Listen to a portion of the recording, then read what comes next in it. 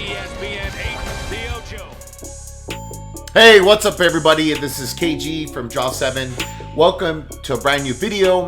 In today's video, I'm going to be talking about team predictions, unrestricted free agents here in the form of NFL fashion, and then some meta predictions here for the upcoming big event that Stronghold Games is hosting, which is the 3v3. So in about 2 weeks, the Stronghold Games in Donna, Texas is hosting a post-rotation with temporal forces and allowing proxies for 3v3. If you've been following the news or whatnot, they've been hyping it up for a couple of weeks already, and a lot of people are excited. So I thought I'd just kind of make pretty much a humor video about where the teams are going, what predictions, whose team is going to be who, and pretty much help out some people that are looking for team members. So if you're still looking for a team, let me know in the comments below.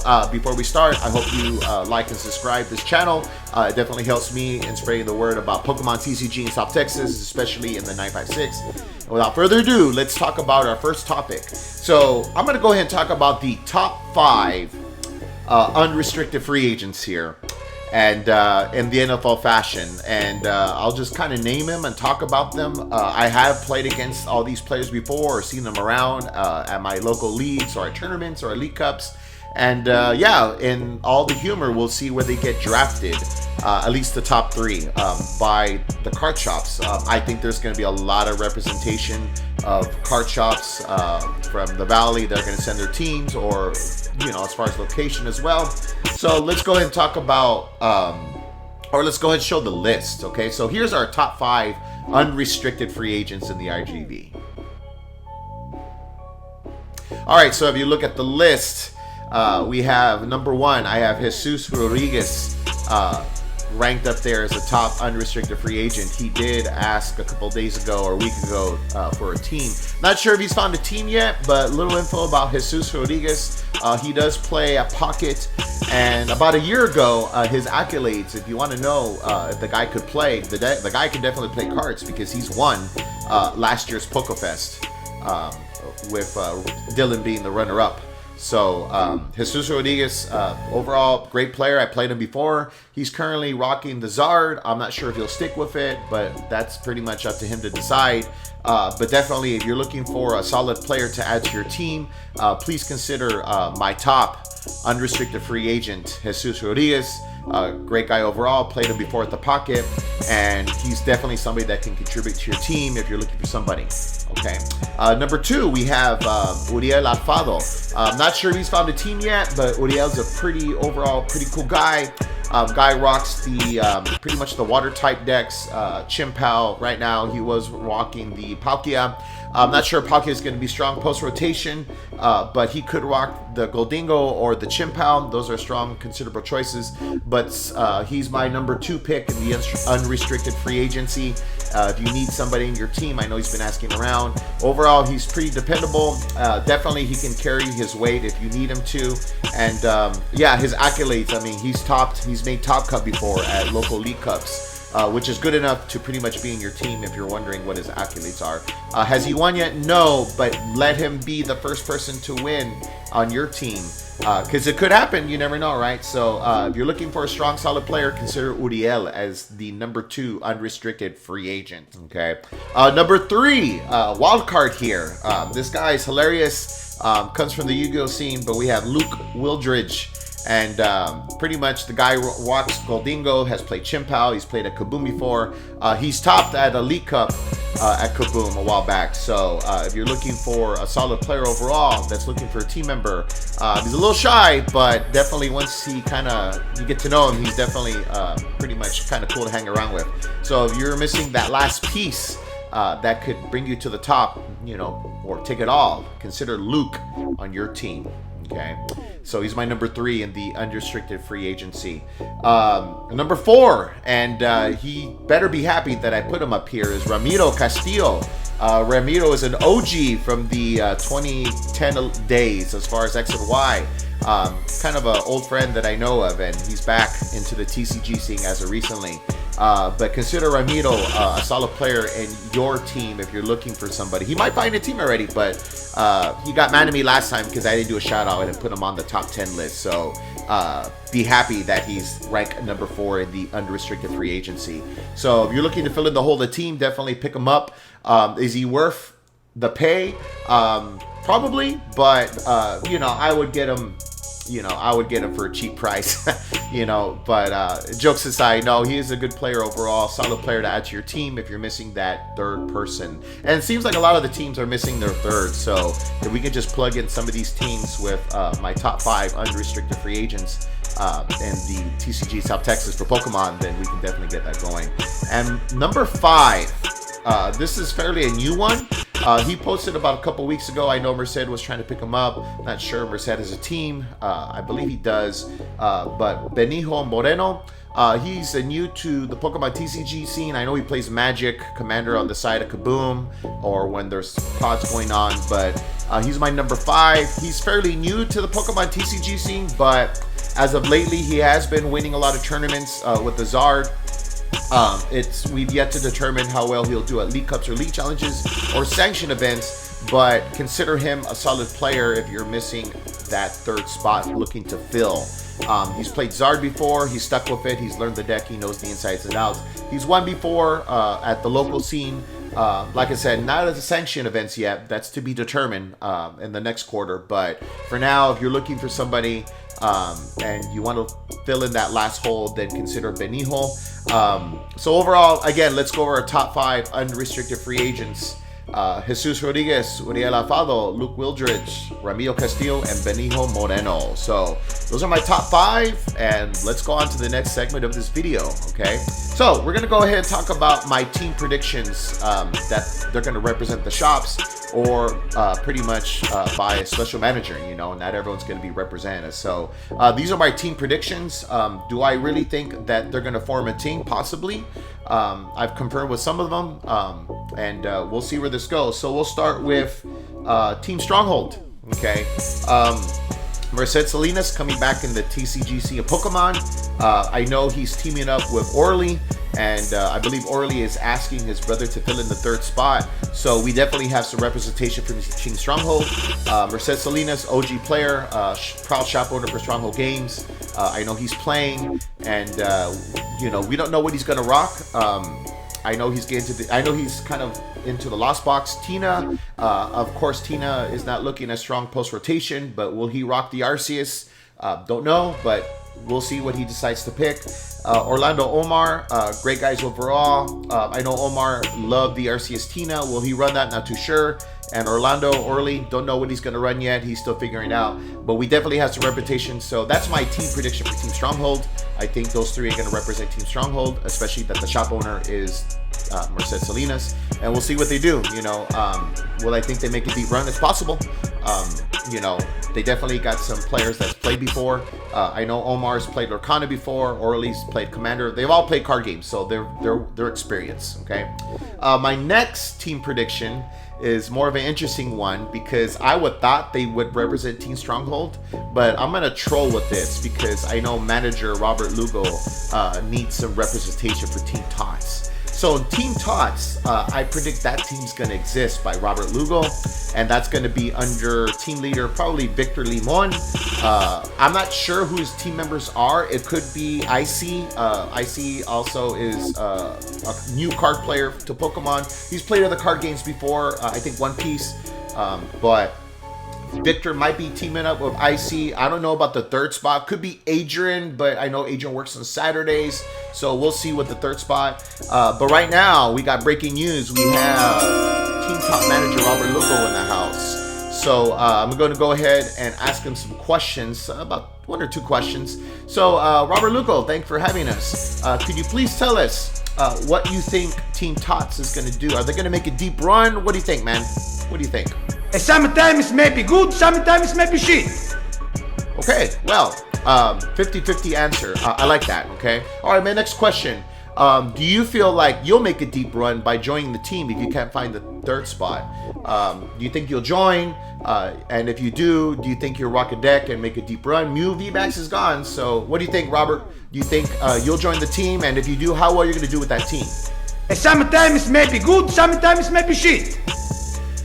All right. Well, Robert, thank you for having us here today. Team Tots, Robert Lugo, everybody. Give him a round of applause. He is here today, and he's signing off from Donna, Texas. So hopefully Team Tops makes a deep run. I know Victor is rocking the Chimpow. I'm not sure if he's going to stick with it. I know if Adrian was on the team, he might be rocking the Zard. IC's also rocking the Zard as well. Saw him at the local scene play. So we'll see how deep Team Tots makes a run. You know, Tots. It's all about the Tots. All right. So another team prediction, I think. This one is more of the junior senior division with one master. And I think Team Kaboom will be represented by a player with the alter ego Subwitch, which is known as Alejandro Flores. I think Alejandro Flores will team up with Sean and Joshua. I think those three, I think that's my team prediction, that those three will join. I know for sure Josh and Sean will team up. Those guys are pretty much in the senior junior division. What decks they're going to play, I'm not too sure. But I definitely think Sean and Joshua will team up with Alejandro. I know Alejandro is rocking the Sandy Shocks Arcanine deck. And since then, post-rotation, there might be some upgrades. And, Arcanine might be out of the picture. And maybe we'll see him rocking the new ancient stuff. No hints, but with Sandy Shocks. But yeah, Team Kaboom, I think it's going to be represented by Alejandro, Sean, and Joshua in my team prediction. Next prediction, this is an interesting one, and let me tell you why. Because these three individuals, they follow under the umbrella of Team Gatos from Cafe de Root. So I'm talking about Tony Allen and Adrian Garcia. I know they represent Team Gatos at Cafe de Root. The only thing I'm not sure is if they're going to actually be a team together. And the reason why is because I know Tony has her own crew from Harlingen. And maybe I'm wrong. Maybe they all become Gatos. I don't know, right? Maybe Root's hearing this. And he's like, Oilo, well, let me get the Team Harlingen on board too. Have two teams, right? But so I'm not sure if Tony's going to make it with the Harlingen crew. I know she's got her own crew. They got their own crew and whatnot that they make out to Brownsville and all that. So I'm not sure if they're going to fall under the banner of Team Gatos or if Tony's just going to team up with Alan and Adrian. Adrian Garcia, pretty cool player. He made it on my top 10 list. Rocking with the cloth. He's grinded out with cloth. He knows all his matchups. Alan Gonzalez, jank player at best, but somebody you definitely don't want to just take it lightly. He knows your decks inside and out, and it's going to make you earn that win. So with Team Gatos, I'm not sure if they're going to team up together, but that's just my prediction. We'll see what happens when they actually show up, and if we see them represent Team Gatos from Cafe de Root. Okay. And Moonblast, I'm not sure Moonblast is going to send representatives or not. I know they just started their league, but that doesn't mean that they can send 3 people. I think that, Uriel might represent them. So going back to Team Moonblast, I think Uriel will represent them. I know there's some good card players there that dabble into Pokemon, so I don't know if they'll form a squad, and maybe Veronica and Rodrigo just say, hey, go out there, wear shirts, wear something, and if they top, we can definitely call their shop, and congratulate them for representing Moonblast. Okay, so my next team prediction. This one's interesting too because I don't know how many teams Team Pock is going to send. That's why I think they're going to draft Jesus. But my team prediction is for sure Leo's going to team up with Cesad. That's a given. Those are the top 2 players.